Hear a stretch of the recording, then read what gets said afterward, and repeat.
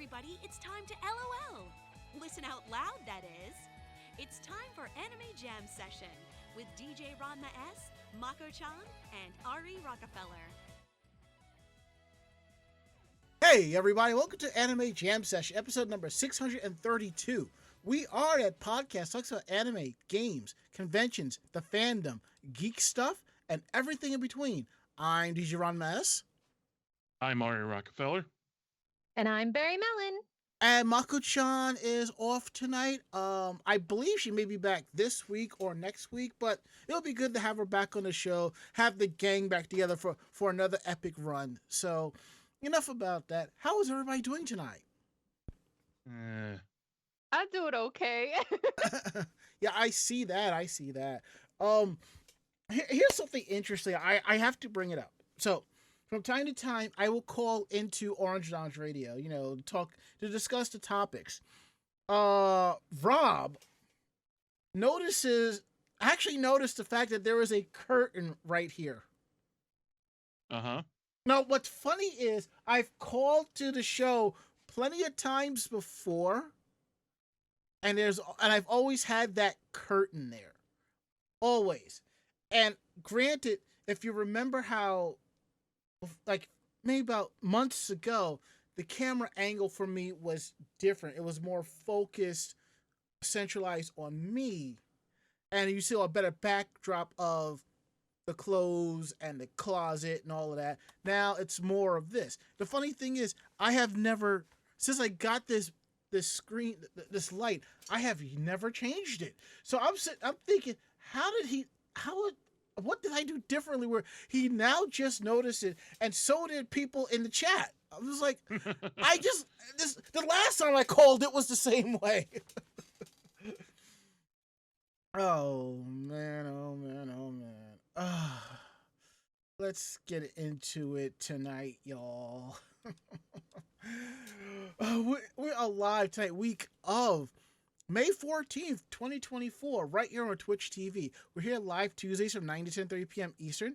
You can always find our shows here on Twitch TV/Anime Jam Session.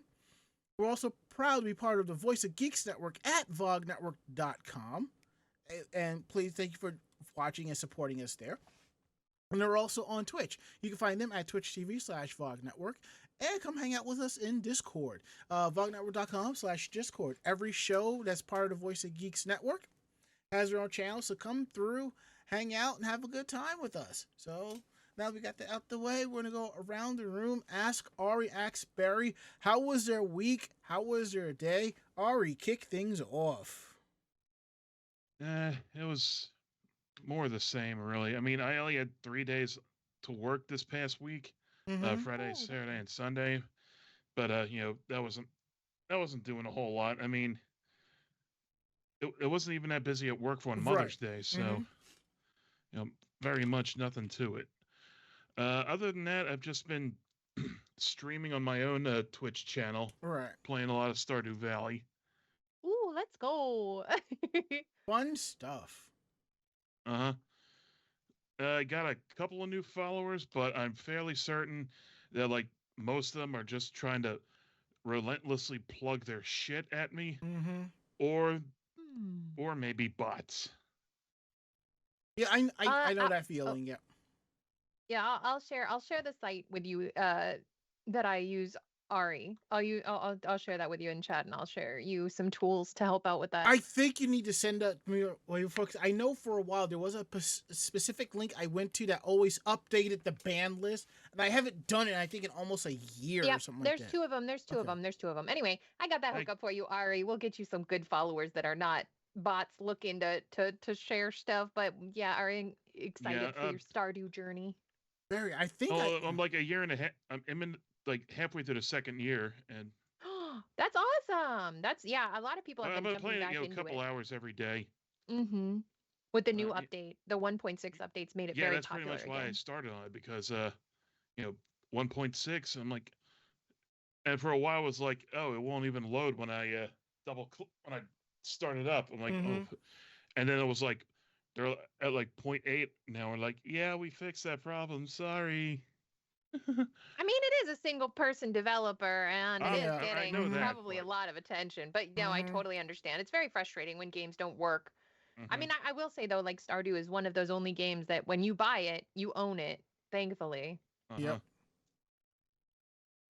And you know, I'm doing like about the only things that people aren't doing is you know, staying and watching consistently. Is because it's like average number of viewers per hour or whatever, however long. That's always in the toilet for me.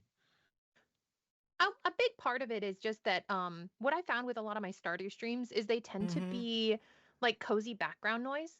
So if people aren't staying in, sometimes it's because they have to get back to certain things. So don't take it to heart. It's a lot of it is just that there are a lot of people streaming Stardew Valley, and some people use it as background noise, and then other people just kind of peek in to see what you're up to and then kind of move on through.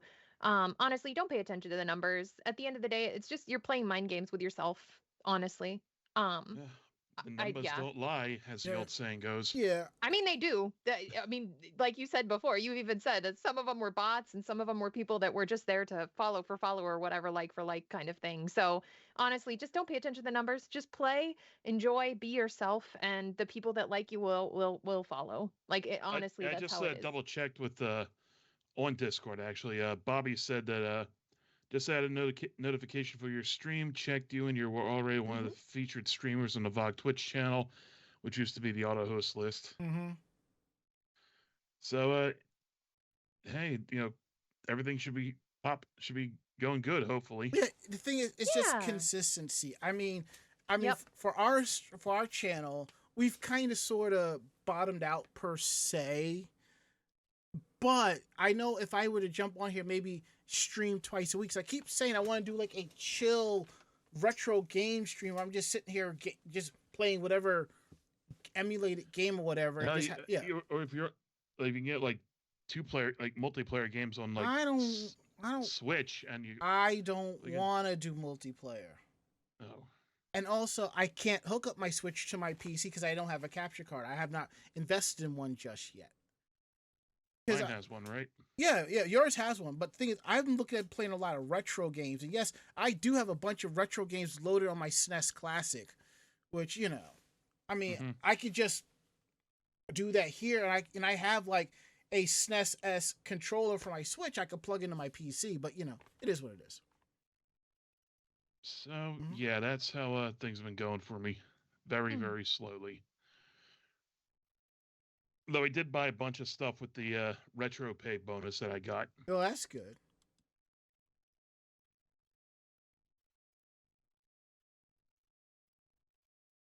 Barry, how was your week? How was your day? How was your month? Bitch, how have you been? I've been doing all right. And like you were mentioning, consistency is important. I unfortunately have been dealing with some more medical issues because of my illness, which makes it hard to be consistent. So it has been a bit of an ordeal. Otherwise, I'm doing okay. Yeah, unfortunately, there's not really a cure or anything other than management for me. So it's just kind of day by day. But overall, my community's been really supportive and lovely. We've been playing lots of games, like Ari's been talking about. The 1.6 drop for Stardew was very, very popular.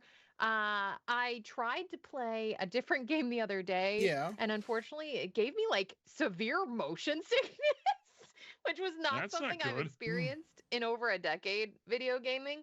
So that was new. That was new, exciting, and different. It might have been due to my melatonin though.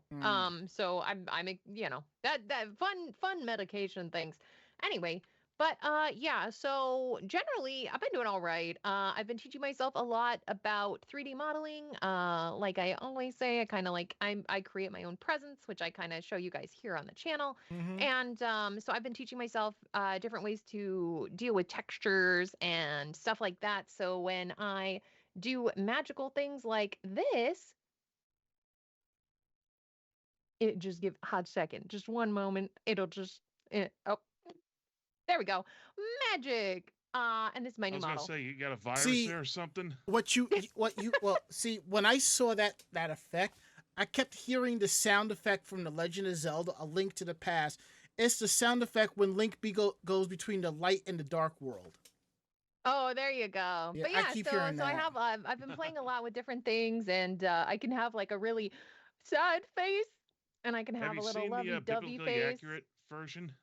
Huh, biblically, that's for a different, a little different. I can do something Mm, like that, but because I'm It 3D basically like versus twists all the 2D, textures yeah, and it layers twists up all the like it's. textures. But it was really funny because there was a case with some VTubers because they have a, so when you program a model, if you're doing live 2D, you're basically layering images on each other, as opposed with mine, which is kind of where you're taking textures, which are like the images, and you're layering them on balls of material. yeah. Um, but with that, you actually see all the layers on live 2D models. So if they have a base naked model per se, because they want to be able to toggle all their outfits on and off and stuff like that, like jackets or t-shirts or something like that. Hmm. Unfortunately, because they're naked under that, there were a few VTubers finding themselves in hot water because parts of their model that they didn't want revealed were, let's say, they were out there. As the old saying So goes, that went from funny to demonetized. it did. It went from funny to demonetized. But yeah. So I've just been teaching myself a lot of different things. I can have my wings and stuff disappear and reappear. So I've just been doing a lot of experimentation with 3D modeling, and those kind of things, which has taken a lot of my time. Um, Other than that, it's been really quiet. I've been back into sewing a little bit more, Mm-hmm. but it's been slow and steady going. However, I did almost finish a dress today. I just decided I needed some trim for it. But other than that, it's almost done. So hopefully I'll be posting some progress of that up soon. But in general, that's kind of been how it's been. It's been pretty quiet, little puttering along. I'm a little Thomas the Tank Engine right now. Mm-hmm. So That's good. Thomas had not seen such bullshit. Yeah. It's one of my favorite fake quotes about that. See, I remember Thomas the Tank Engine back when it was called Shining Time Station. Okay. I remember when it would be shown on WNET 13 Sundays at 6 p.m. and I watch it like the loyal kid that I was. But before I get into my weekend day, I'm looking at something on Facebook that a friend shared, and it shows RIP Console Wars 1972 to 2024. Okay. We going through this again? Real quick. I'm gonna stop you right there and tell you why that's bullshit. The console wars did not happen until the 16-bit era when you had the Super Nintendo going toe-to-toe with the Sega Genesis. And in some parts, the NES going toe-to-toe with the Sega Genesis. That all ended around the age of the Xbox Series X, the Switch, and the PlayStation 5. Because at that point, because of social media, they were all rooting and congratulating each other for the release of their consoles. PlayStation wants to go this way, Nintendo's going this way, Microsoft is going that way. And it's been like that since the release, like since 2020, 2021. I'm just like, because here's the thing. Back in the day, you picked one console over another. Oh, it was on. We're gonna fight. Or you had the occasional extra rich people who gave their kids both. Right. Nowadays, despite exclusivity and the fact that third-party licensees are like, we're kind of sick of doing console-exclusive games with the high-level multi-platform, there really is no wars. So what if you play Street Fighter 6 on Xbox? You have friends that play it on PC or PlayStation 5, all right? Yeah. Eventually, crossplay. No one would have ever thought that would have been a thing in the exactly in the 90s. And Barry, what happened to you? And not even crossplay, not even that. Let's say you go over to a friend's house who has an extra controller and he has a different console. You still know how to play the damn game. You just gotta get familiar with the buttons. Or if you are a fighting game player, you're gonna show up at your friend's house with your stick anyway. So Possibly. Yeah, that's the way I look at it. It's been over way before that. So, anywho, outside of that, my weekend day has been quite interesting. If for those of you who are watching the show, you'll see there are some boxes behind me, and that's because those are the boxes of stuff I've been packing. The majority of the boxes back here are all of my figurines that I have purchased that are still in the box, and almost all of my video games as well. So there's all of that. And I had to stop packing because I don't have space to open up any more boxes. I mean, I'm at the point where if I find an apartment within like a week or so, I can start. I can hire someone to take these boxes over, and I can start packing up some more. You know, it's like that. I just don't have the room, and I'm quite okay with that. And then I'm sitting here looking at everything. I'm like, wow, I'm going to need a lot of boxes because I did not realize how much stuff I have. So, you know, thankful for that. So, anywho, my quest for an apartment has gotten a little bit better. I'm getting a couple more callbacks. I have a feeling I might be here till the end of July. I have a couple of apartment visits to check out because a lot of what I've been finding was, oh, fill out this application form, send the money. If you're approved, then you can take a look at. No. I want to take a look at the apartment. I'll fill out the form. I'll send you the information. I'm not sending you any cash. I'm not sending you any money. Nope. I need to see the apartment first. And if I like it enough, then boom. I'll put the pay and we'll go from there. And that's how it's been. I got my raise from work, which is great. What's interesting is it took me 2 years to get back to the pay rate that I was given as a contractor. Now, what was interesting is when I was being converted to full-time, I spoke to the head of my department about, keeping the same rate because I have all this experience. Unfortunately, I didn't. But, as a contractor, I wouldn't get like PTO and vacation and all of that. I'm getting all of that now. Now, I just kind of wish that if they had started me at that rate and then went up from there, it'd be so much easier for me to find a damn apartment in New York City. It's not even funny. So it is what it is. And I am also thankful that they have not collected for this month. So there's that. I have a feeling I might have to throw money towards the landlord if I'm here another month. So we'll see how things go. In the end, I'm not worried. But as I continue to search for apartments, I kind of want to stay in the Brooklyn area. We'll see what happens. I'm looking at a 2-bedroom place, and if I take it, I have a friend who I told them, oh, they can actually have that room, and we'll split it down the middle, so it'll be great for the two of us. So. Could be worse. You could wind up in Staten Island. I know, right? Nobody wants to go there. I mean, there are cheap studios on Staten Island, but it's Staten fucking Island. Christ. All right. Enough about that. We're going to get into our housekeeping news here. Want to let you keep on what's up to date. Don't forget, episodes of the podcast are available on our podcast feed, and it's also available in video on demand format on our YouTube page, youtube.com/animejamsession. Just click on podcast, and the episode is there. Episodes go up Thursdays at 12 noon. If it's not up by 12 noon, that means I forgot, and it'll be up Friday at 12 noon. So there is that. Let's see, what else do we have here? There's that. Let's see, what am I looking at here? Oh, right. Our next convention, Shenanican, at the Hilton Parsippany in Parsippany, New Jersey, June 22nd to the 23rd, 2024. Tickets are limited to 450 people. If you have not gotten your ticket yet, I would suggest that you do that crap right the F now. And what I'm going The site does give you a couple hoops to jump through to get it, though. Yeah, I don't know why it's like that, but then again, it's not my place to figure it out. But I'm checking on their website right now. It looks like there are still tickets available, so they have not made any announcements about anything about it being sold out. So I wish you all the best. Come through, hang out. This is a 21 plus convention, so you definitely want to check it out. We need more of those in this country. And on a side note, friend of mine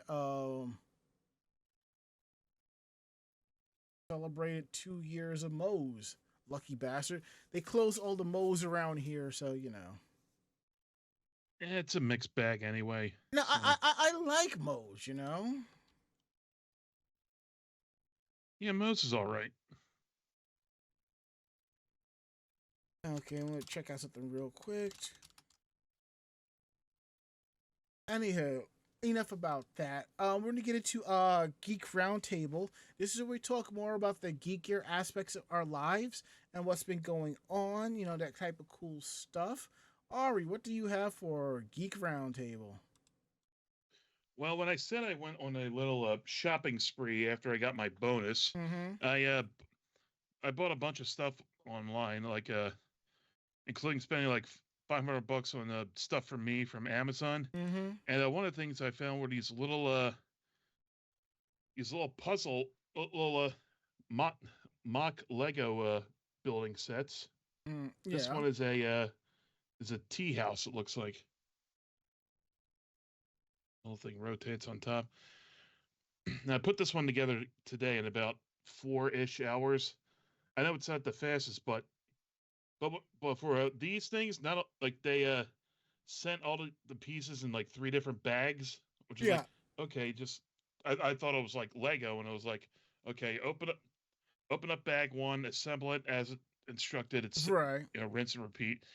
No, I pretty much had different pieces in different bags, so I had to you know, just dump them all out onto my coffee table, and this is what it ended up as. Oh, that is nice.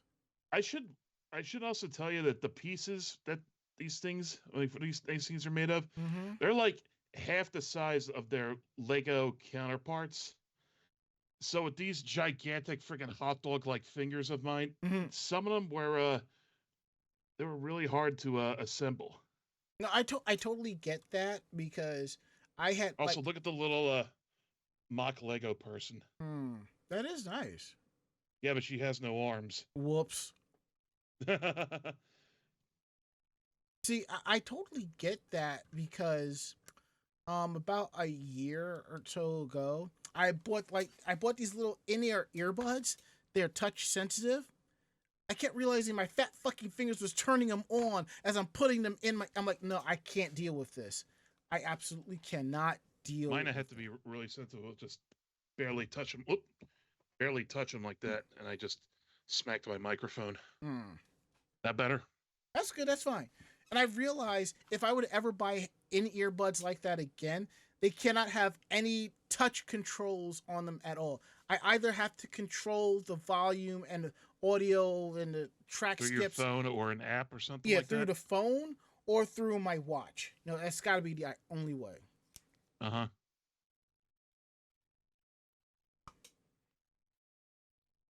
So there it is about that. So, you know, right, cool. Barry, what have you been working on? I know you mentioned something briefly during our weekend day. Yeah. I've been keeping busy, I guess. I've like I said, unfortunately, due to medical needs, I have been just unfortunately doing a lot of bed rotting, as the young ones say. And but that does enable me to do a lot more digital work than other work. However, I have been delving into more anime. I think last time I talked about how I really got addicted and have got a big affinity for Free Ren and Delicious in Dungeon. And so I'm excited to look more into those, and then to kind of maybe cosplay from them in the future. So I was patterning those and doing a lot of prep work for that. And then I'm trying to think. I'm still playing my MMO that I've been playing for over 2 years. Now I guess it's about 2 years now. So there's that. And other than that, I mean, honestly, I'm trying to think if there's some games coming out, I think soon. So like Wuthering Waves is coming out. Blue Protocol's still on delay. So and then I know that what was the other game that came out that the Solo Leveling game came out, but it was kind of a miss, bro. It was not the best. I haven't even watched the anime because everybody talks about it was like talk about how great it. I'm like, you know what? I'm gonna wait. It's I'm gonna I wait. mean, it's self-insert, okay? Let Like if the backlash Mhm. die down. Yeah. the backlash? Wait, I mean the there's tea? backlash from the hype, you know? Yeah. Oh, from the okay, I got you. Yeah, no, no, no. I watched the series. I thought it was interesting. I mean, it's a self-insert. So, Mm. it's a self-insert power fantasy. Mm. Oh boy. To me it's like every other self-insert power fantasy out there where the character's OP and like you're always going to be overpowered, and then if he can't overcome the enemy, there's going to be a secret thing that makes him overcome it. So like if you enjoy those kind of stories, and I can enjoy them to a certain extent, it's all right. It's not the most perfect version of that, but I liked the art, and I appreciated that it was a manhwa instead of coming directly from Mm-hmm. Japanese culture. Like it's Korean. Yeah. So Yeah.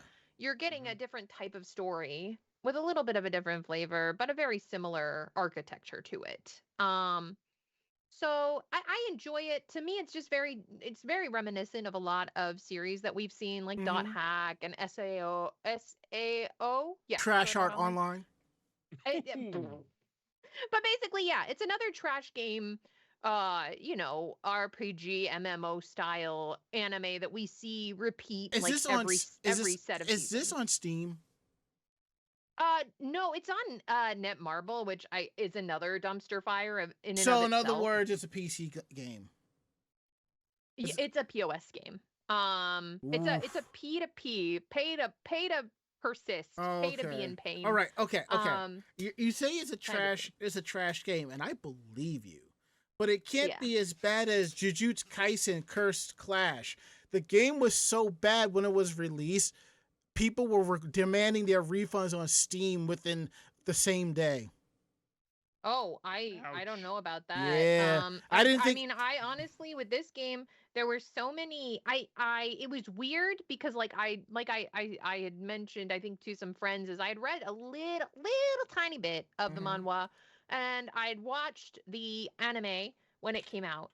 But mhm. then I played the game, and it's really awkward because the first like 4 hours of the gameplay is literally a really bad retelling of the first like 4 episodes of the series, Ugh. where they cut out a lot and then they try to stretch a lot of content. I mean, a very little amount of content into a lot of content in the game. Like, obviously, there's the storyline. But then for the first 3 to 4 hours of the gameplay, they basically try to tell the first episode from like the four different characters that are in the beginning's point of view. So it's not even new story. It's literally just this same story told four different times. And so Not you're even just as a kind of Rashomon style. I don't know if I've seen that one, so I would not be able to tell you. No, I mean the style Um of Rashomon, where or it's all or there's like subtle differences from every person's viewpoint. You know. yeah, it's like that. It's basically just trying to tell you that there are different perspectives, and it's trying to give and flesh out these other characters. I think because it's a gotcha, so they're trying to give you this backstory for these characters so that you get really attached to them, so that you want to get them in the bidding or RNG gotcha gods situation, Mhm. because it's a waifu collector game. Just Oh like Wuthering boy. Waves is going to be, just like Honkai, just like Genshin. Like, you want to collect the little PNGs, the little waifus, little husbandos, and that's just fine. Like, if that brings you joy, more power to you. But it's just not my cup of tea. So generally, I did not really particularly care for the game. I liked mechanics of the game, and I liked the art of the game, but that was about it. I liked the rotational team building, which was very similar to Genshin, similar to the mechanics in Honkai Star Rail. You switch out your characters, you fight with them. They have different buffs, debuffs, blah blah blah. I liked the weapons. I thought they were kind of a cool design. I liked the creature designs. And then of course the art. I mean, it's they did a really nice translation of the art from the manga into a video game 3D, models and stuff. Mhm. They did try to take some of the aspects of the original artist's work, which is like detail orientation, but they executed it badly. Um I did enjoy the certain parts of it that were like an interactive. you guys remember like in the 2010s, like the late 2010s, when they started to take comics and like pseudo animate them, where they like put the images Motion across the comics. screen? Yeah, where they like motion comicked them. Like they did that out. They did that all right. They executed that kind of sort of. Not perfectly, but kind of sort of. And I that was the most particular thing I particularly liked. If it was more congruent with the actual novel or the actual manhwa itself, and it wasn't so off the cuff, like so not at all related to the base content, I might just play it through because it had a lot. They had 23 chapters, I guess. I made it to like the 4th chapter before I got kind of bored. Um then I might have played through it, but I played through a little bit of it. I went back through it. My community really wasn't into it, so that also helped me make my choice a lot more easily. Um, but I am looking forward to maybe trying out Wuthering Waves. But again, the waifu collection sim is just not my bag. I just wish that there were more games that were not really focused on that. I'm looking into That's the new style now. That's what's yeah, popular. I mean, So it's not new. We've seen it again and again, but I know it's what makes those companies money, right? It prints money for them. yeah. I'm looking forward to playing through some sad games though. Oh my gosh, apparently my chat just wants me to be a sad girl gamer because they want me to play games like Gris and what is it? To the moon, on the moon, something. But a lot of like sad games. So, that's my future. That's my immediate future right now. But that's the nerdy stuff I've been getting into. I've been becoming more of a gamer. That's good. I never thought it's like mom, dad, guardians. You thought that gaming was gonna rot my brain. Little did you know it's my job now. Welcome to the life of a millennial.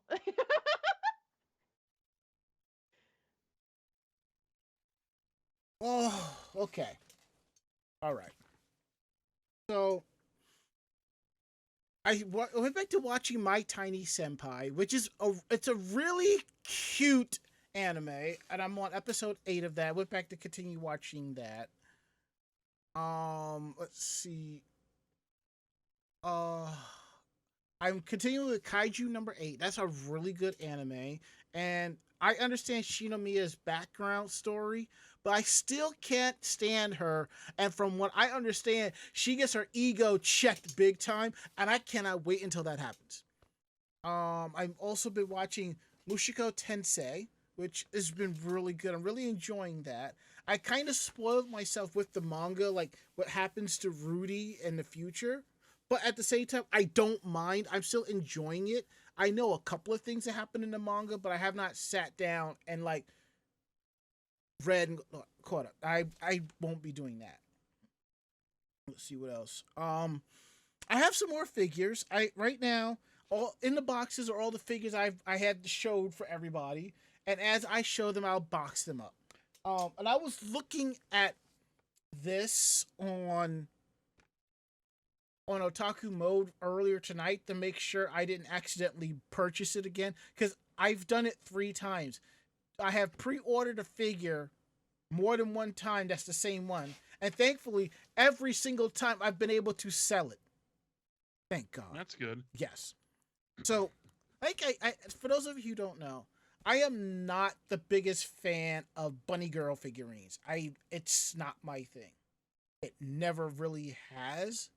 I mean, yes, I thought it was funny to see girl type Ranma as a quote unquote bunny girl in this first season of Ranma, but she was more like a showgirl. What changed my mind was watching one does Rascal's what is Rascal does not dream of Rascal does not Bunny Girl Rascal Senpai? does Bunny Girl not dream Senpai. of Bunny Girl Senpai. Thank Yeah. you. Thank you. That's what it was. So the thing is, in the first episode, it showed Mai Sakurajima walking around as a bunny girl, but she wasn't smiling. She was actually having a conversation with the guy that she is now dating. And it was like, this is a complete and total change. And I went looking for that figurine, which is available, but it's like almost between $200 and $300. And I'm like, no. And I like the fact that she had like a normal, everyday, common expression on her face.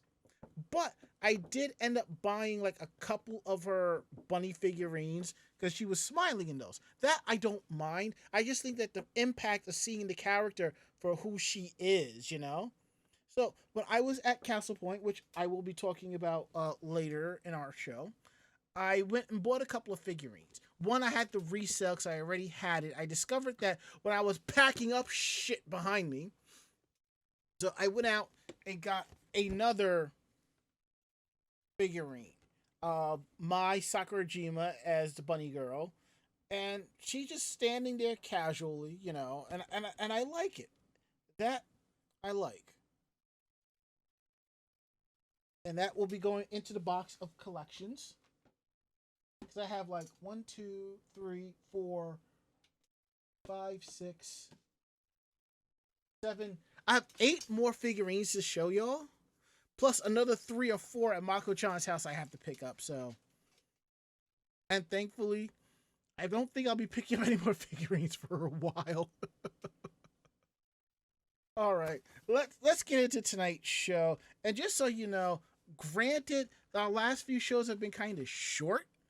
Oh, this one's going to be a bit of a long one, so you want to buckle in. Now, we covered Castle Point Anime Convention, quote unquote, unofficially. And I say that because we went as covering for the site. We did not have press passes, so we did what we could. Our report on that should be up. If it's not up, it'll be up this or next week. That'll be coming from Sin Night Cosplay. Great report. I walked around and saw a few things. Now, I won't go into too many details about everything, but I will say this. I still feel for a 2-day convention, they were asking for way too much money. Yes, $60. This, to me, it still feels like a $50 convention for 2 days. But I like the fact that it kind of runs sort of like a Comic-Con. If you notice, most anime cons, whether it's in a hotel or a convention center, it goes to about 2 o'clock in the morning where they kick everybody out. If you notice, most comic conventions, they finish around 10 or 11 and it dies out.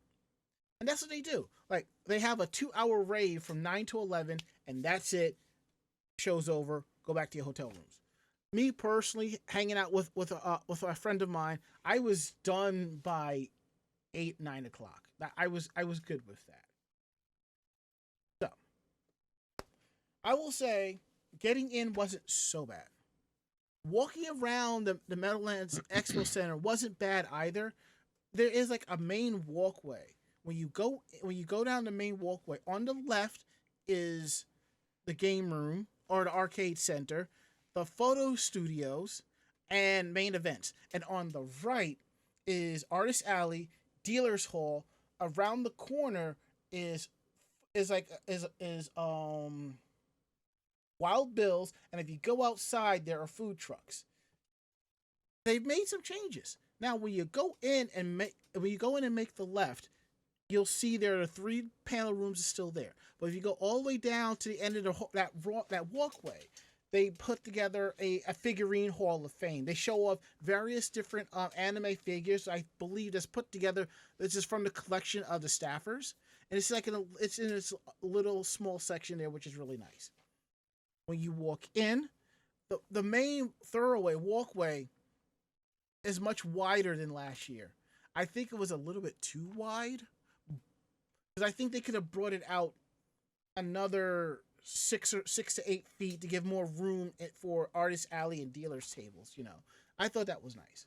Now, I don't recall how they normally did the autograph area, but when you go past the Dealer's Hall and Artist Alley, there is 4 booths there for autographs, so you can line up at. And it was and the line went pretty quickly.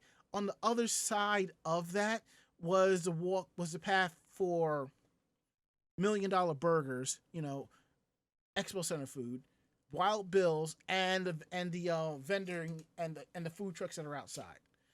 So that wasn't bad at all.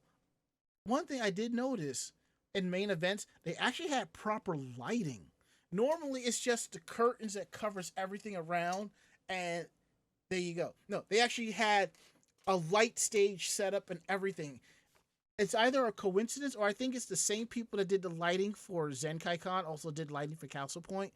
I just want to say, yeah, it's cool that you have different colors changing in the background, but can you keep it at a solid white or off-white?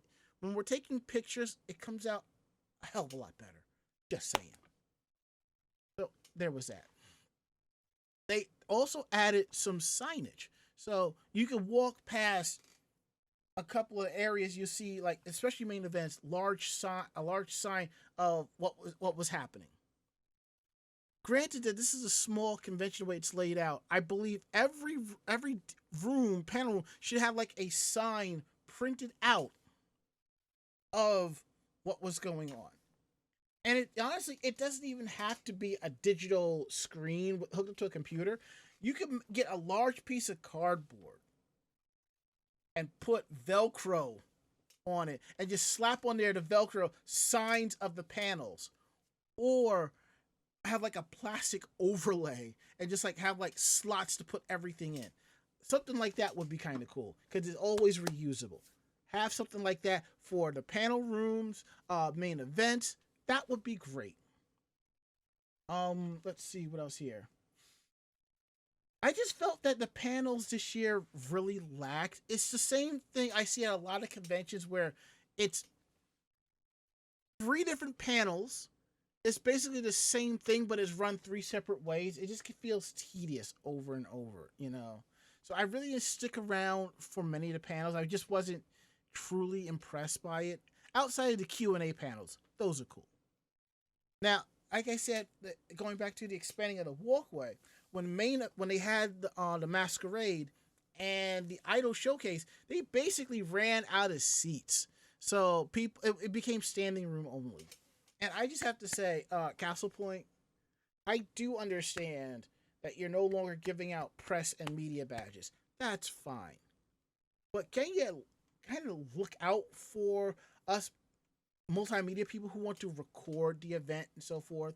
You know, all we want is a spot to set up the camcorder to record your event and another spot to sit down and take pictures. That's it. That's all we want. You know, if you could help us out with that, that would be great. It's one of the reasons why I like when conventions allow us as press to go into the main events early to set up shop. In most cases, I don't mind waiting on the line if at the end there is a spot for us, you know, that would be great. Other than that, you know, the guests this year were pretty cool. I enjoyed them.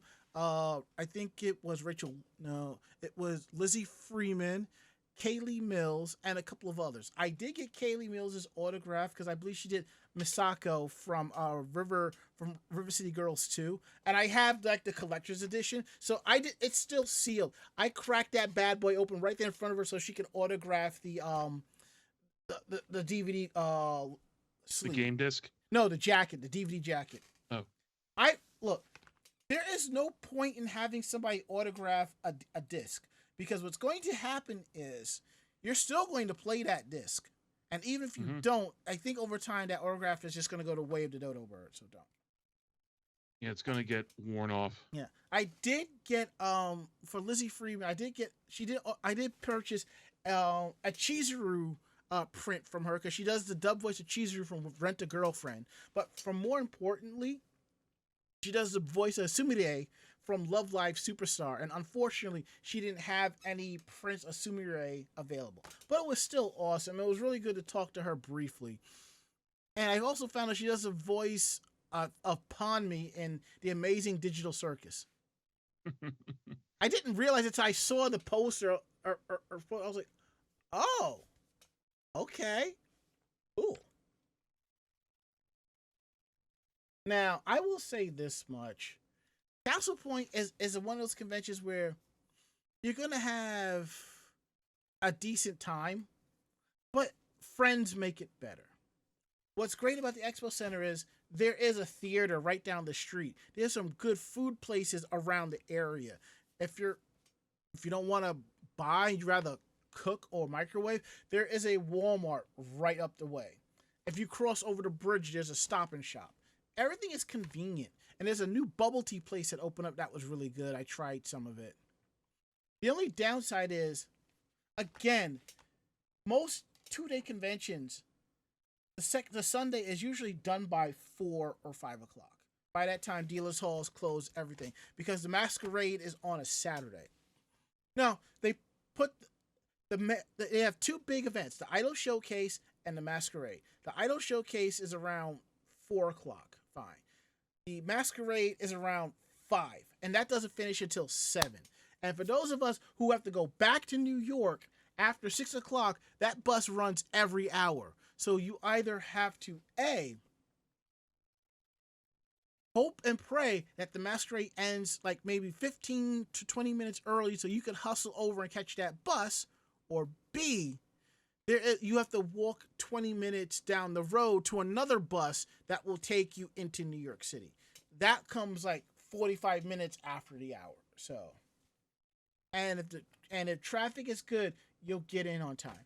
And Sia DeBeery says in our chat room here at Twitch TV/Anime Jam Session, I hear Sumire and still think it's Sakura Wars. Me too, friendo. Me too. Mm-hmm. But this Sumire it's like, oh, I mean, she could be in the same class rank as Nico, but you know, it's like she's like a cross between Nico and live action Minako Aino from PGSM. That's the best way I could describe Sumire. So, because of how local the con is, I don't mind going back next year. This one thing about this con, it allows me to kind of play around, experiment with my photos, and do some cool stuff with it. I've kind of done a couple of cool things. So as I'm working on the photos, and I'm hoping to have the rest of those photos edited and uploaded this week. So I'm hoping for that. Again, it's a decent convention. I would do the full weekend. This is a type of con where you're going to have time to do everything. Oh, hey, you want to do. Ichigo's back. Yeah. Barry's back. Yeah, Yep. I don't know what happened. I'm not sure. You Let me warped. fix that. You fell into another dimension. That's what happened. Yep, that's the dreaming, man. Sometimes you just drop in a liminal space. Yeah, it must be because it looks like your VTuber is frozen. No, I'm good. It's a PNG. Ah, okay. For right now, yeah. And until I get it fixed. Sorry, I don't know what happened. It's all good, and I like the fact that your VTuber has like this look of sassiness. It's like, oh, I'm about to wreck you. Yeah, that's she's ready to I don't know, put salt in your sandwich. I don't. Mm-hmm. The fuck? Yeah. All right. So. All right. I'll say Council Point's a decent convention. This is a perfect time if you want to check out a con, hang out with your friends. More on a local level, definitely go for it. This is one of those. Okay, next up, this dropped in my lap at the very last minute last night after I was putting everything together, and I would be a disdain to not talk about it because Pokemon isn't all of us. And what I mean is, I don't think I've ever come across anyone who has not heard of Pokemon or has watched Pokemon. But as you know, as the series went on, the vocal cast changed over time. So this kind of goes out to those who watched like the early episodes of Pokemon, who still watch those and so forth. And I'm talking about Rachel Lillis. She was the original voice of Jessie and Misty from Pokemon, and right now she is fighting cancer. It seems that her sister put up the GoFundMe link for this, and it says, from the GoFundMe, hello everyone, I'm trying to raise funds for my sister Rachel, who is currently in a nursing home facility in LA. She has been there since late January and cannot go home yet because she needs money for a caregiver, particularly a home care nurse, someone who can cook some simple meals, help her shower, and give her medication. Unfortunately, Rachel can barely walk due to the cancer that has spread to her spine from breast cancer. She is receiving... Jesus Christ. I know. I never thought cancer could be that of an impact. I never... That aggressive? Yeah. She's Oh, you have no idea. I know. She is receiving care at a nursing home, but it can be uncomfortably noisy, and it's difficult for her to manage rest. And if you want to help out with that, I will post the link in our chat room here. And I will say, what's great is that they have already donations are coming in fast and they furious. They hit their goal. They're almost at double of their goal, and I'm so They're glad. almost a triple. That's what I meant, triple. I'm just looking at it wrong. They're almost at triple the goal, and I'm just glad this is happening. This is one of the good things I would gladly throw money to. I will not throw money at some cosplayers like, oh, send me money for this $200 cosplay, and I will do. No. Because let's be real, somebody's gonna leak those photos anyway. So. See, this is something I'd rather throw my money to. So I am so glad that there are voice actors out there who are spreading the word of this, sharing it, and the goal was hit. And this is great. I just love how the fans are giving back. So, like I said, the link is in our Facebook. It's on our Facebook page. I'll see if I can pin it at the top and leave it up there for a couple of weeks.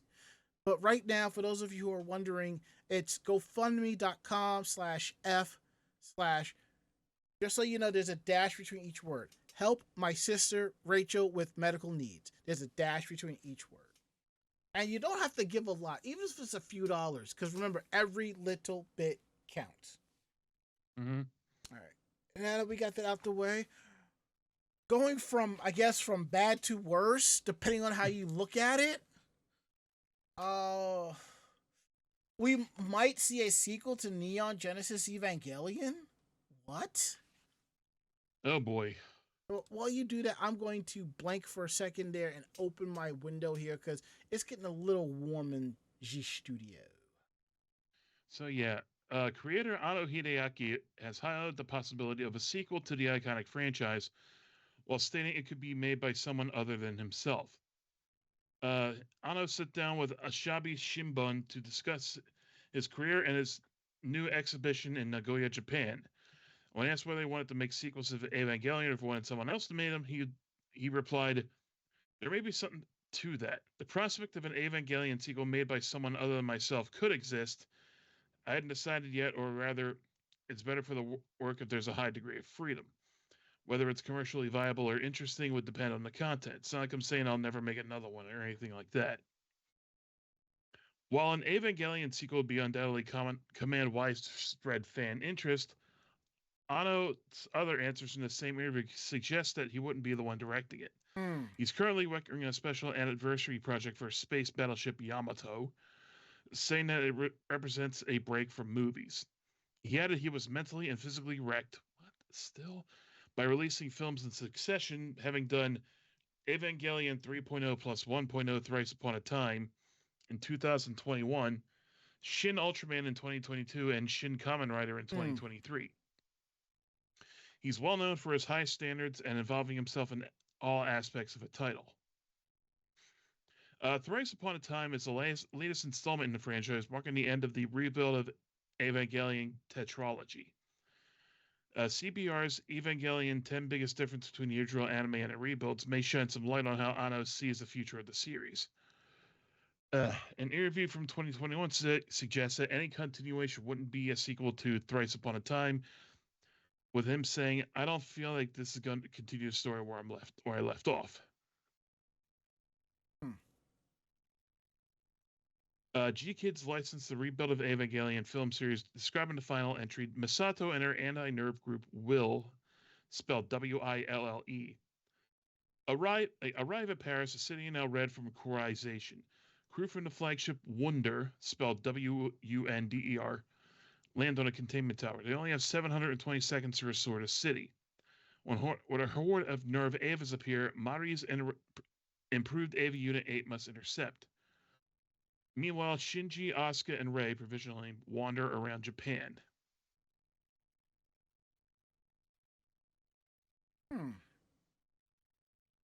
Yeah, 720 seconds is 12 minutes. Like it sounds like it's forever in a battle, but they got to stretch that into however the hell long of a runtime they got.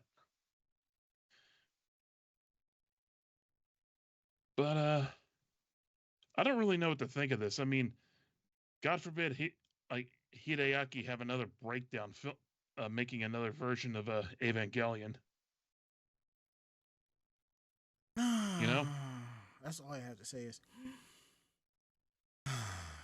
that's it. That's all I got on that. This man has been tortured endlessly for the past 30 years. Cedar Berry just basically nailed it on the head. What? Cedar Berry says, so basically he said it's okay if it'll make enough money. Well, you know what the saying goes? Boy. Money talks and bullshit walks. It's called merchandising.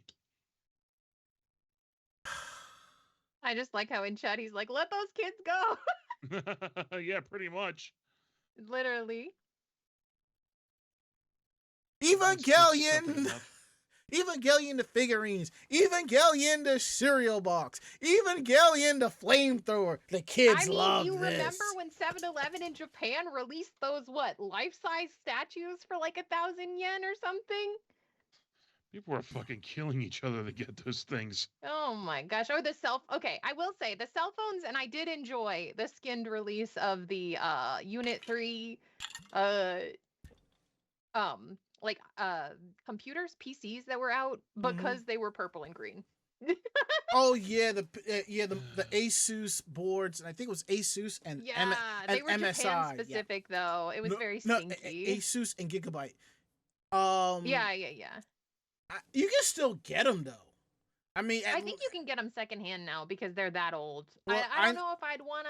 No, because they're a little older now. If I was investing, I just want to get something. You can get the Asus Gundam stuff here in the States, thankfully. But that's not too bad. Depends on what Gundam it is, though. But it's Asus. I wouldn't dare use their yeah, stuff. Nope. They've been under fire quite a bit recently. I don't know, man. Yeah, charging somebody $200 extra to fix fix something that's considered out of warranty when you sent it in for something that was in warranty.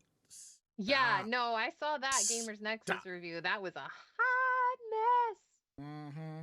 And now the hottest of messes. And Louis Rossman jumped on that too. It's not even a new thing. It's something that they've done in the last 5 years. Again. Yeah, and Louis Rossman jumped on that too. So, anywho, enough about that. We're going to move on, and Barry's going to tell us about Soul Eater. Yeah. If you want to get on eating some souls, I know I do. Didn't you cosplay from Soul Eater at one time? I had Tsubaki in my roundup, and I had a prop that was very interesting. If you want to know more about that, you can find out on my channel. Hey-o. But yeah, so I'm a pretty reasonable fan of Soul Eater. And it's going to be celebrating its 20th anniversary. So if you have been a big fan of Soul Eater 2, you might be enticed.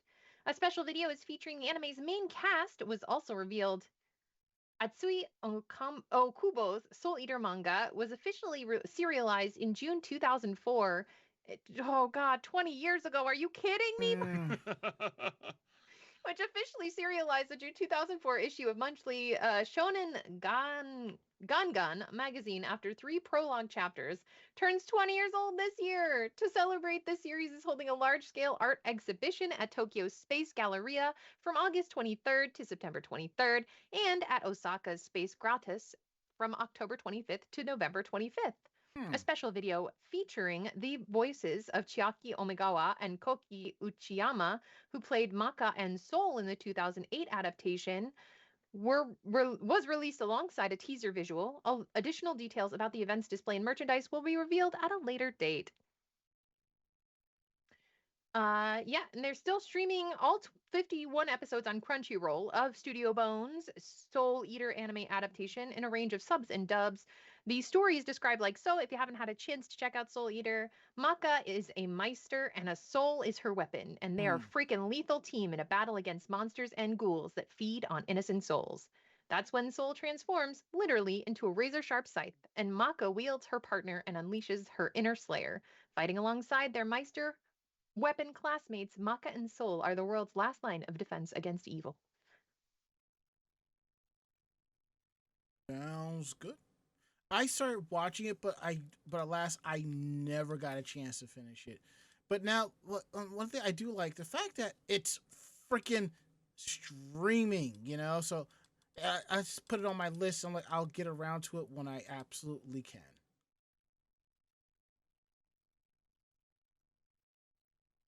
See what else do we have here? Ari, tell us about the cosplaying cats. Yeah, Sanrio, the company behind Hello Kitty, and several other precious pals, is teaming up with the company Mofusend.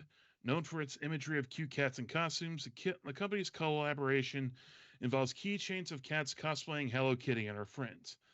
Featuring Hello Kitty, My Melody, and several other highly recognizable Sanrio friends, these keychains are an affordable and adorable accessory. All the cats are shown playfully eating fruit, matching the Mofusend theme. The union of brands all comes as the Queen Kitten of Sanrio celebrates her 50th birthday. The Mofusend Sanrio keychain depicts cats that are both chibi and realistic in appearance, delightfully eating berries and other fruits such as kiwi. If the cavalcade of cat cuteness isn't enough, the feline friends are also shown cosplaying as familiar faces from the Sanrio mascot franchise. Kuromi, My Melody, and Hello Kitty herself.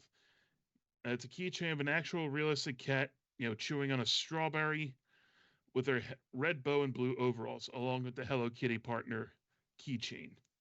Making it clear that she's meant to represent the, Hello Kitty herself. The collectible keychains are thankfully inexpensive, allowing Sanrio fans as young and old to style themselves with tasty fashion. Costing 400 yen, they retail for a little over 250 US. While Mofusend might not be quite as well as Sanrio, the collaboration makes sense. The company is known for products and illustrations featuring cute cats doing cute things. And sometimes, in many cases, these cats are dressed up in costumes and clothes, being fancy hats, costumes of other animals, or eating food such as fried shrimp. Uh, Hello Kitty's birthday is listed as November 1st, 1974, which is, the 50th anniversary. And the company is going all out to celebrate. Anniversary themed releases so far have included clothing, jewelry, and numerous other products that feature a beloved character and her allies.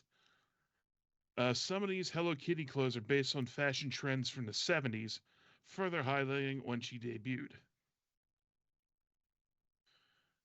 So, yeah, these look very cute, don't they? Yeah, they do. I really like it.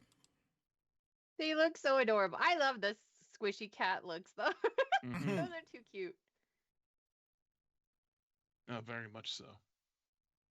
I'm kind of reminded of the Sanrio Sailor Senshi crossover mashup, and which reminds me, I have yet to put this on my book bag because I fear that it might get stolen. So I might have to put it in my updated Venus shrine. But I do have the Sailor Venus Pumpurin keychain crossover. That's cute. And I paid. This is used, and I paid. And for used, this is really good. It's just like it's still in pristine condition, And I paid 900 yen for that. And let me do a quick conversion, and I'll tell you how a US dollar. No, wrong one. Hear that? $5.75. Can't go wrong with that. Anywho, and wrapping it all up, we're gonna talk a little bit more about Sanrio and Hello Kitty. Take it away, Barry. Yeah, I don't know why this one was given to me, but I have many suspicions. Canada is getting its first ever Hello Kitty Cafe. I'm jealous as heck. I was just talking to this with some Kingdom mates from my video game about how everywhere except for where I am gets themed cafes, and I'm mad about it. Road trip. I know, right? fans in Canada rejoice. I probably couldn't eat anything anywhere there anyway. Don't worry, The I'll fans eat. in Canada rejoice. You have nothing to after worry Sanrio. about because I'll eat your poutine. It's okay. You might thank you. Oh God, yes, thank you for suffering for me, Ranma. That's great. Thank you. Your your sacrifice will not be in vain. So after Sanrio announces the region's first ever Hello Kitty Café, bringing the adorable kitten character to Vancouver, fans in Canada can rejoice after Sanrio announced that the region will get its first ever official Hello Kitty Café, bringing the adorable kitten character. Didn't they announce that Kitty is actually a human? I mean, I get okay. We might have. I'm pretty sure she's supposed to be Kitty White, and then that's her. Anyway, bringing the adorable kitten character to the city of Vancouver in British Columbia. Via the Daily Hive, fans can head down to 1274 Robson Street in Vancouver for Canada's first Hello Kitty Cafe. The cafe will feature merchandise like Hello Kitty themed treats and beverages. With the grand opening starting at noon on Friday, May 17th, it will feature a meet and greet with Hello Kitty herself and a goodie bag for the first 50 guests. Regular operating hours will be Sunday to Thursday from 12 p.m. to 9 p.m. and Friday and Saturday from 12 p.m. to 10 p.m. Readers can follow the official Instagram account at Hello Kitty Cafe Vancouver and check out the Hello Kitty Cafe grand opening visuals and more information on their Instagram. Sounds good. The Hello Kitty is looking forward to welcoming new visitors from Vancouver and worldwide. They feature a uniquely Vancouver-inspired setting surrounded by colorful and super cute Hello Kitty graphics with multiple photo backdrop opportunities. Representative CEO for the Hello Kitty Cafe in Canada, Ken Lamb, added, "We are extremely proud and excited to bring the Hello Kitty themed cafe to Canada." Food trucks have previously been seen in Canada provinces like Ontario, but this will mark its first permanent site. The U.S. already has branches in California and Las Vegas, with the Las Vegas team also behind the grand opening of America's first ever One Piece Cafe, just recently on May 11th. Sounds cool. Mm-hmm. So why do I have this odd feeling that I'm gonna hear a particular horn outside of my house, and there is Barry all dressed up like, "We're going to Canada. Get in." I'm gonna be like, "Are you serious right now?" Get in, loser. We're going to see Hello Kitty. I'm like, "Here we go."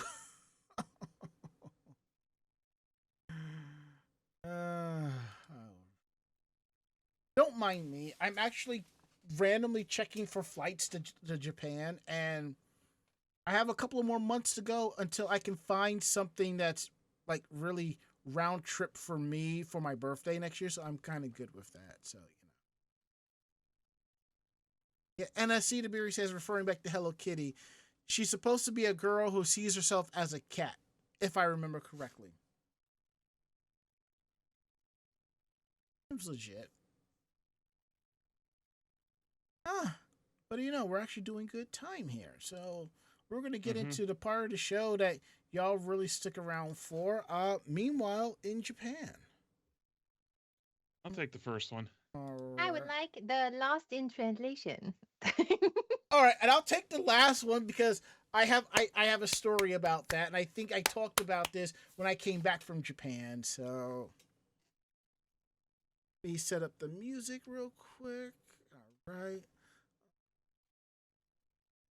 Okay. Ari, you said you're taking the first one, right? Yep. Go for it. The Niigata Ryokan wants you to make beautiful travel memories and beautiful music. Ho-Ho is a ryokan located in the Iwamuro Onsen district on the outskirts of Niigata City. It's a very classy place, with hot springs baths and classical architecture, offering the quintessential ryokan experience in a beautiful mountain setting. Prices for two-person rooms at this time of year start around 17,000 US yen, which is 111 US dollars thereabout, and jump to 25,000 yen on the weekends. However, there's a way to enjoy the luxury for just 100 yen, as long as you're willing to do something extra during your stay. play piano. That's not so bad. Oh, by the way, 25 grand in Japanese yen's about 160 US dollars. Well, that's not right. That's not bad. There's a variety of instruments you can pick for your musical performance, but a piano is the only one a hotel can provide for you. Sitting in a ho-ho's lobby is a grand piano, and for a long time, just sitting there is primarily what it did. A few years back, the management started thinking about what to do with the piano, but then the pandemic hit.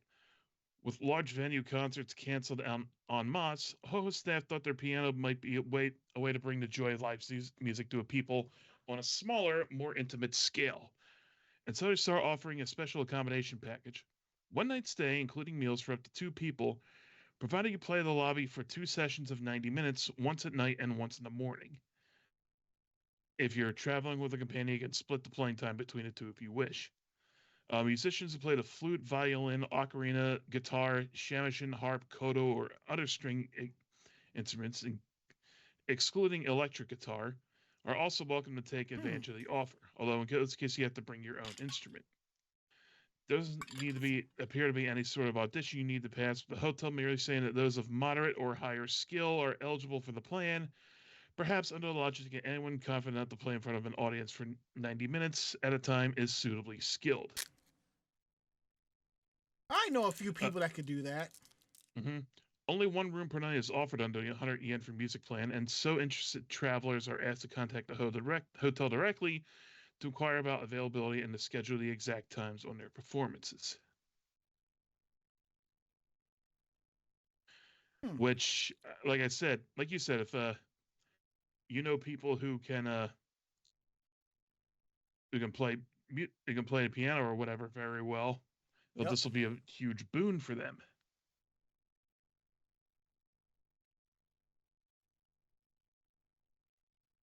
I know somebody who'll probably show up as Link and play the theme from Zelda.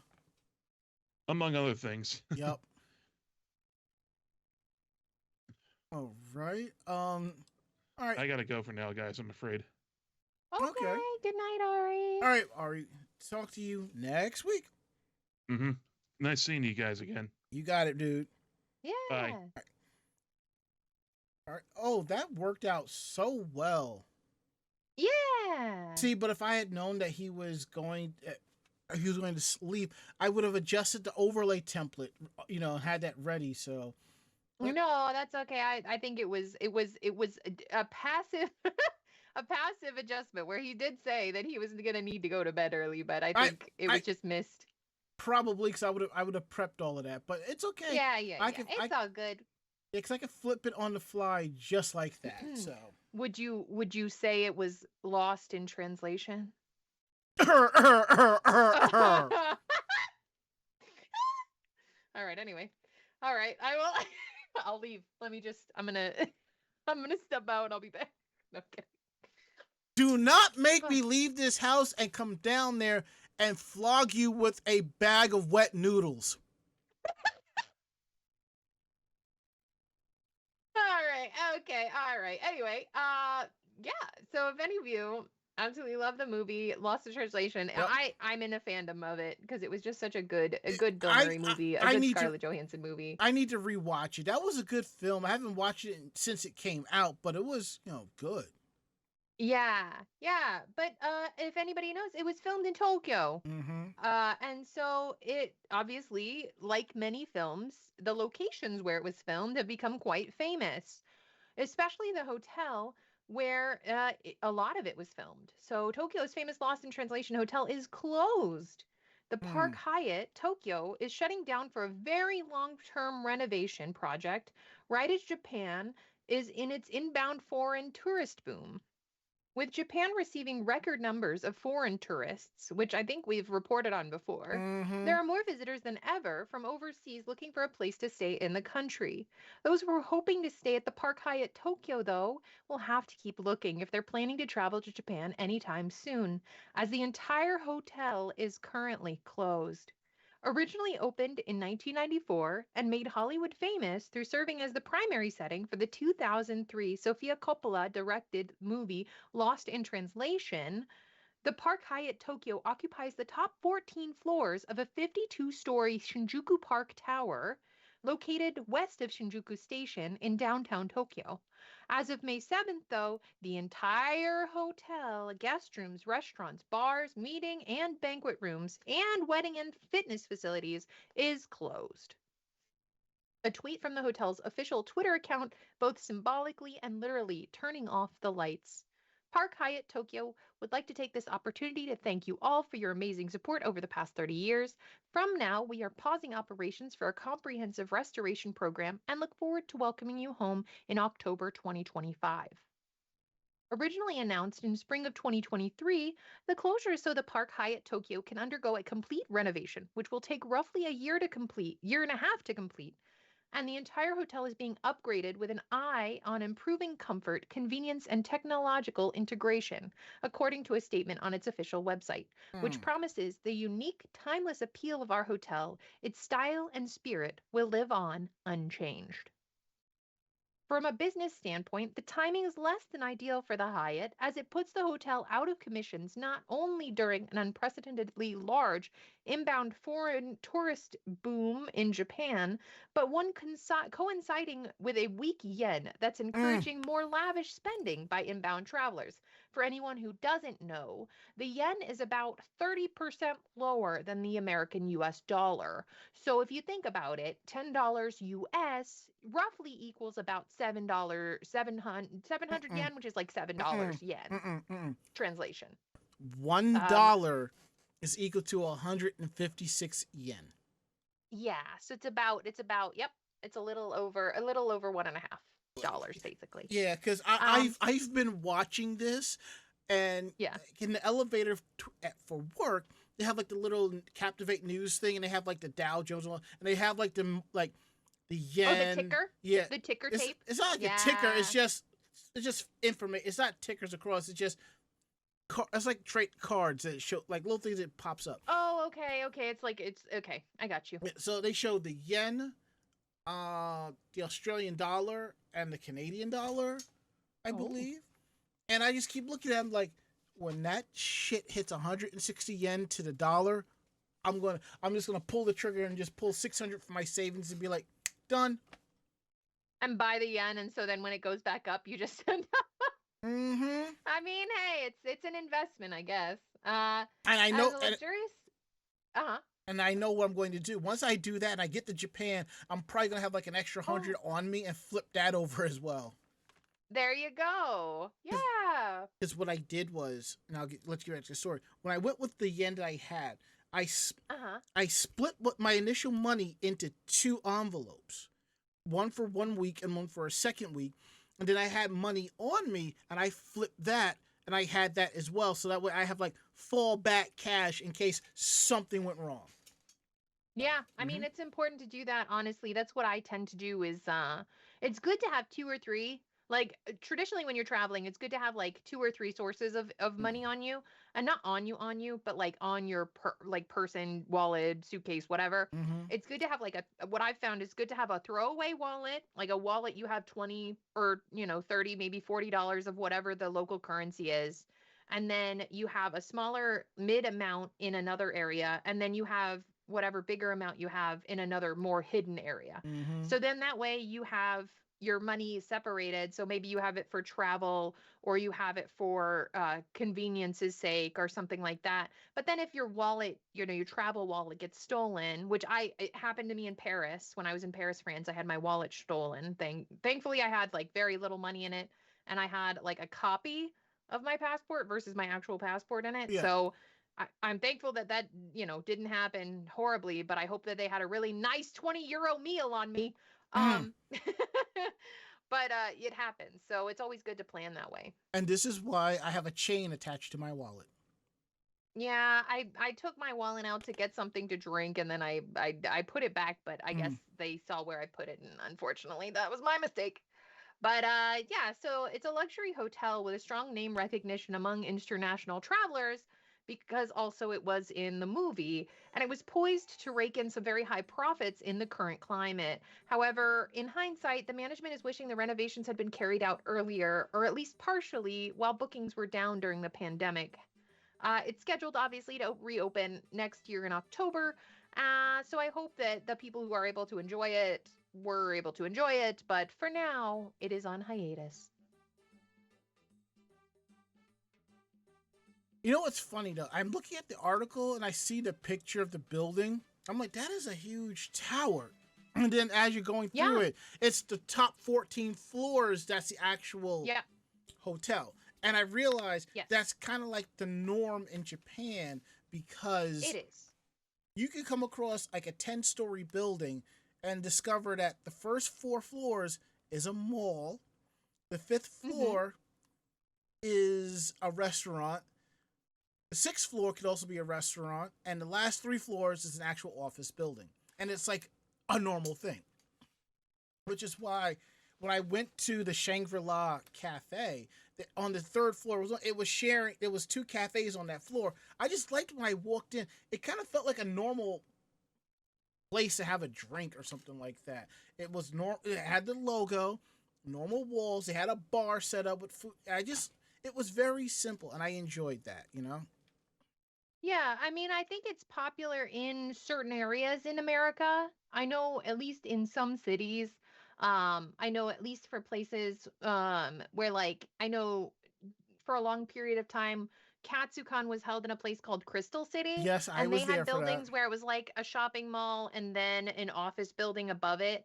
But I think a lot more industrial builders are building office buildings with multi-purpose. I think they're called multi-purpose buildings in mind, where there might be like living and shopping or offices and shopping in the same vicinity. But Japan has been doing this for eons. I know I recently watched a little documentary about, I think, wagashi or sweets or something, and they talked about how they basically started this shop 70 years ago in this little nook of a building because that's what was there, and they could just set up their stall, you know. So in Japan, they're very much about this idea of use of tiny spaces for things or multi-purpose spaces in a building. And I think a big part of that is because office buildings, especially now after COVID, are going through this kind of boom of, well, the offices aren't being used as much. So maybe it's another way that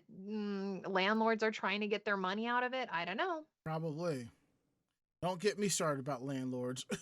I know. All right, and our last story of the night, we're going to talk about a map of Mexican restaurants in Japan.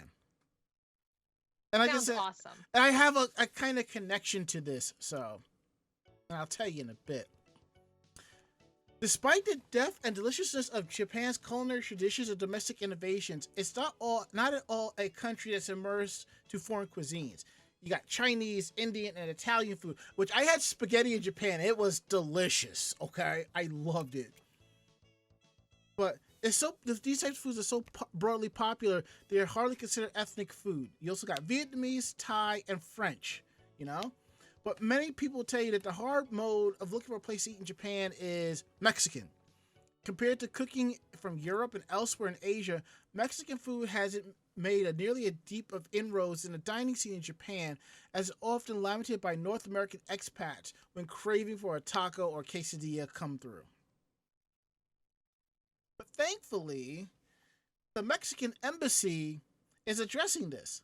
They have put together a map of all the Mexican restaurants you can eat in Japan, called Let's Enjoy Mexican Food in Japan, which is the tweet from their official Twitter account at twitter.com/ I believe EMBAMEXJP, Embassy of Mexico, Japan. And if you look at the map, it has over 200 restaurants spotted, including in China. Wow, okay. All right. Y'all do your thing. I respect that. The densest clusters on the map can be found in Japan's biggest cities, such as Tokyo, Nagoya, and Osaka.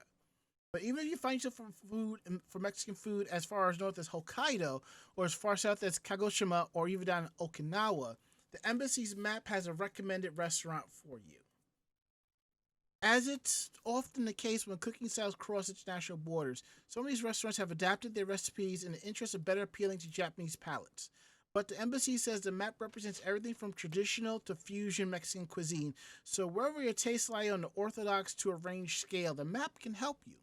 Now, if you're more of a do-it-yourself type who says, I can make my own Mexican food, if I can find some good tortillas, you can actually get them online, find a place to get them as well.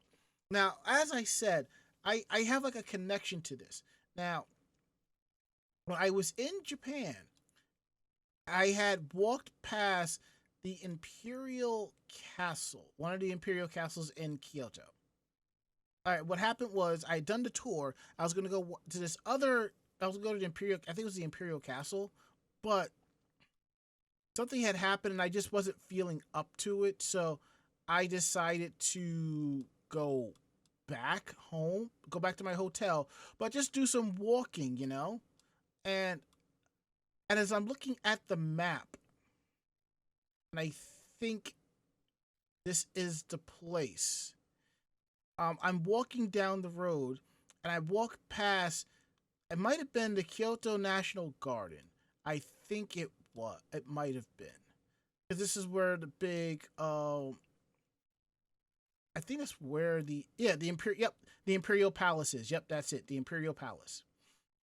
As I was walking towards it, I stopped, turned around, and started heading back to the hotel. I came across a restaurant right up the way, and it was called Que Pasa. At the time when I walked by there, it did look like it was open, so I didn't grab any food, but I was like, that is awesome. I mean, I don't know if we've talked about it on this show, but there are people of all races and cultures in Japan running their own restaurants. Like, one of my friend Chibi T Cosplay told me about a black-owned like bakery and restaurant I needed to check out, but I did not get a chance to go check it out. So there will always be a next time, which will be hopefully around my birthday this time next year. Yeah. And my friend Andrea said she would travel with me, so I think that's even better. Way past. Oh, cool. that's super fun. That is, and the funny thing, I just closed that out, and as I'm digging around, like on the map to find Cape Pasa, I noticed there's a railway museum. I'm just like, hold on, wait a minute. And now I'm trying to find it on the map here. All right. So that way, because I have what's called Wanderlog, which allows you to blog like lists of places you want to go visit. So now I want to add it's the Kyoto Railway Museum. I plan to add that to my list of places I want to visit. I'm adding all these places to my trip next year, but I know for a fact I'm not going to be able to hit them all. But I just like having them there so I have options, you know? Yeah. I'm going to be in this city for 3 days. 10 places are listed. I might be able to hit 5 of them. Yeah, exactly. Yeah. It's good to give yourself options because Yeah. if nothing else, if it's ticketed, if transportation doesn't get you there in time, Right. if it's a rainy day or a holiday and they're closed, it's always good to have those backup ideas. And if nothing else, if you give yourself a general direction to go, you can always discover little things along the way. Mm-hmm. I know the last time I was in Kyoto, I didn't know that they had a textile museum. And I ended up getting to go to their textile museum when I was there. And then they also had a Matsuri going on that day where there were a Mm-hmm. bunch of kids' school dance programs that were actually doing a large festival presentation. And I wouldn't have seen it if I hadn't have seen the students running down the street in their little costumes for school, Mm-hmm. to do these dances. It was really great. It was like a high school group and they were really cool. They were dancing with flags and chanting. It was really a neat experience, but I don't think otherwise I would have noticed it. Yeah, Spent a lot of time at temples, yeah, lots of temples. that reminds me when I was in Takayama. I didn't get a chance to go because I think I got on the wrong bus, but I still had a good time going where I was going. There was a tea museum, like the tea ceremony museum. Oh, yeah. I wanted to visit that, but Takayama is nice, but it really is a schlep to get up there. I will tell you this right now. If you are not a New Yorker, or if you're not used to mass transit, traveling somewhere, you are going to have a bad time in Japan, because you're taking the local rail to the commuter rail, probably to the Shinkansen, and it's sort of like if you live in New York City and you're kind of, let's say you're going up to like Albany, you're taking the subway to Penn Station, and then you're taking the Amtrak up, or let's say you're going like Orange County or something like that.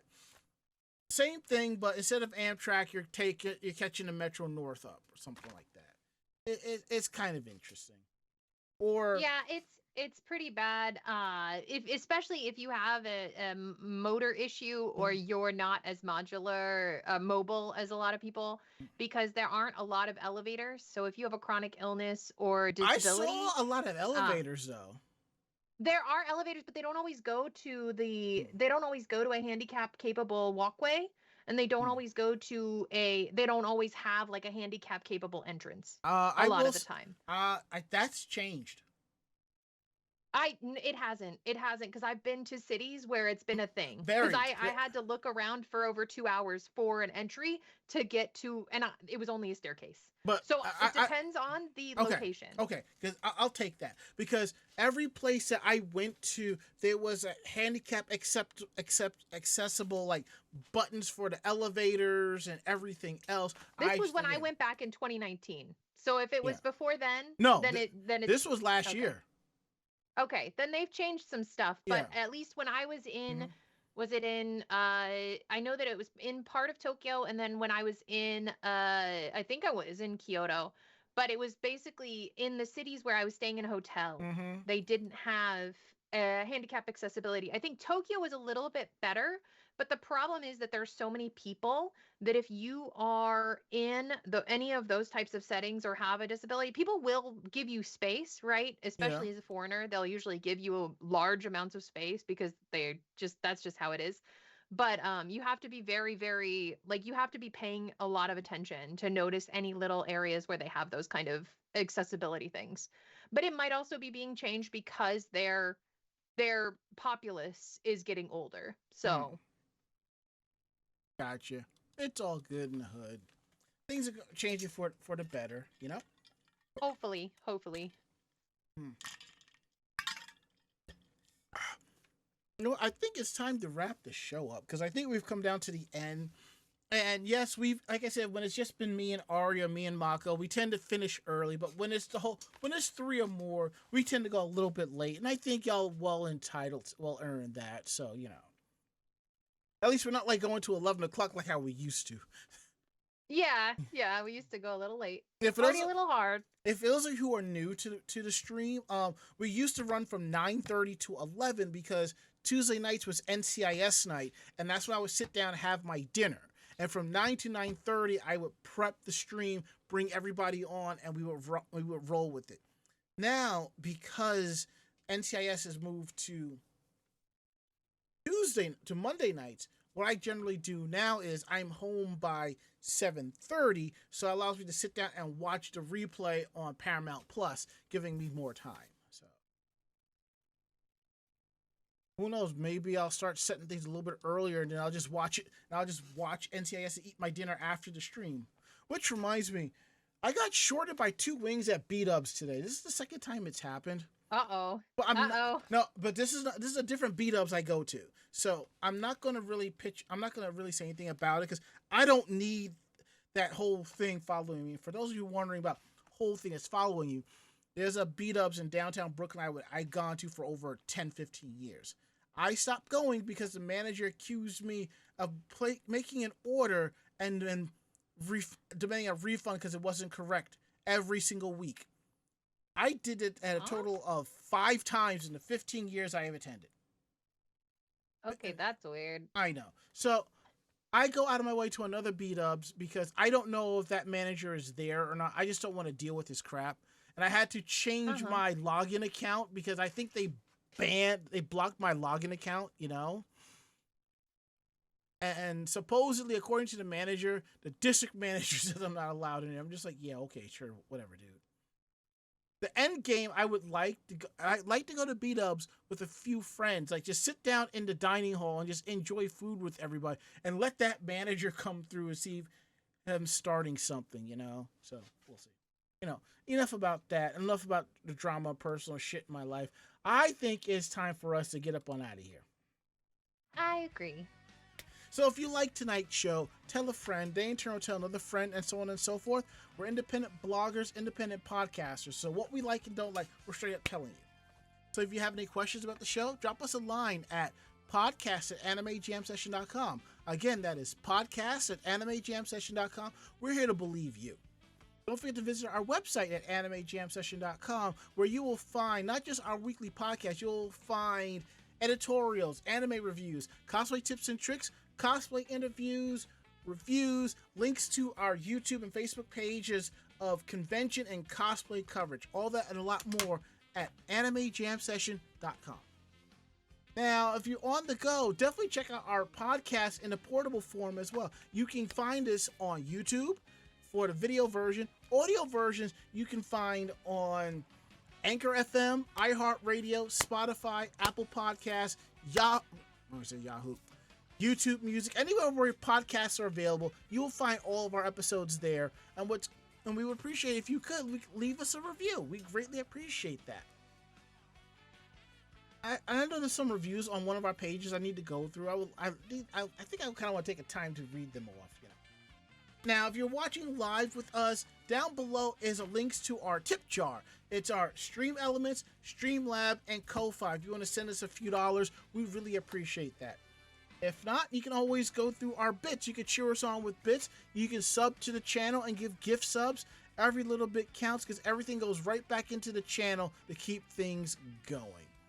Which reminds me, I need to throw a few dollars into the coffers myself. And there we go. All right, so now we're going to go around the room. Last words, Barry.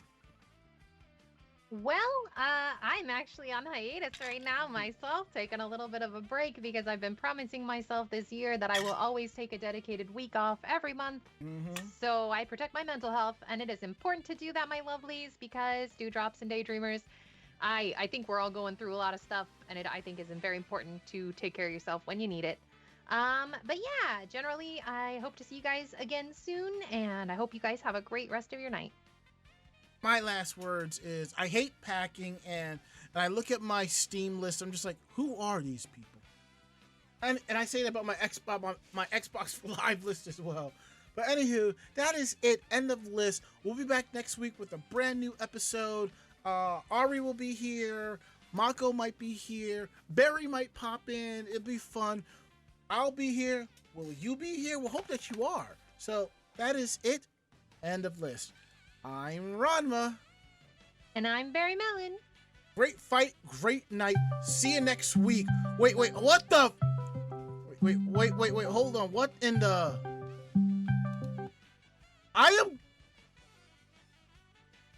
What happened? You startled me. Did you hear that? I did. Yeah, it was. I think it's okay. It's okay. I think we can wrap up. I think we'll wrap up. That was my friend calling me on Discord. There is a see. I normally keep all the volume sounds shut off because of shit like that. Yeah, it happens. This is live. That's live studio, you guys. Yeah. That's I messaged her to see if she was still up because I wanted to talk for a few minutes before calling it a night. Jeez. Oh, okay, well, it looks like you'll be able to have your combo, so that's awesome. So, I'm Ranma. I'm Barry Mellon.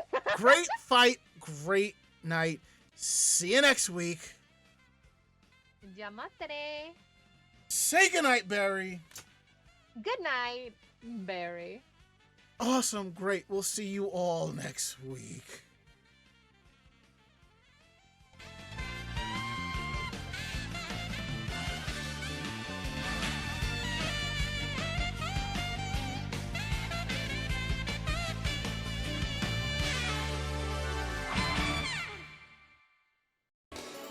This podcast has been a production of Anime Jam Session and AJS Productions. No fanboys and fangirls were hurt, maimed, shot, electrocuted, or pistol whipped in this episode. For now. The views, opinions, and thoughts expressed on this show do not reflect the staff or the network as a whole. But we're still right, damn it. For transcripts of this episode, start typing. Check us out at animejamsession.com and vognetwork.com for more information about us and other programming. Jamatane!